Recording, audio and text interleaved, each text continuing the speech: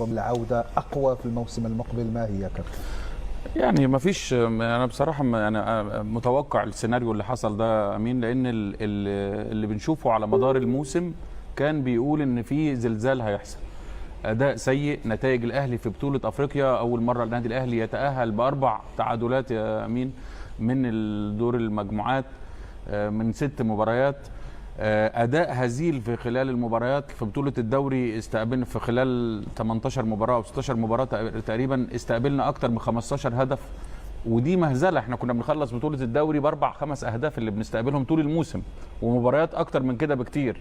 فيعني بصراحه خروج ممكن يكون في صالح الفريق. انا ما اتمناش ان النادي الاهلي يخرج من اي بطوله، ولكن الخروج ده ممكن في بعض اللحظات يبقى لصالح الفريق، لاعاده الامور مره ثانيه لنصابها. ولكن تيشيرت الاهلي غالي وعزيز علينا، ونتمنى للعيبه تبقى يعني ترجع لصوابها وتحط دماغها تاني على الارض وتتواضع وتعرف قيمه التيشيرت اللي هي لابساه.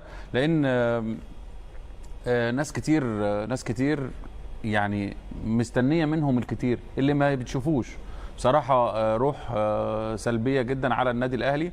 اتمنى ان الاداره وكلهم موجودين بتوع كوره، وكابتن خطيب والكابتن سيد والاستاذ ياسين منصور وكل الناس المسؤوله عن الكوره هتتدخل باسرع وقت، وانا متاكد ان الخروج ده ان شاء الله هيبقى في صالح النادي الاهلي الموسم اللي جاي والفتره اللي جايه. تحدثنا كثيرا عن نقص راس الحربه او النجاعه في تسجيل الاهداف. هل الهجوم هو الورش الاول؟ لانه حتى الدفاع ارقام غريبة جدا، في 42 مباراة في جميع المسابقات استقبل الأهلي 44 هدف. أرقام كبيرة تأكد الضعف اللي موجود في الفريق. النادي الأهلي فيه أماكن فيها لعيبة كتير، وأماكن تانية ما فيهاش لعيبة.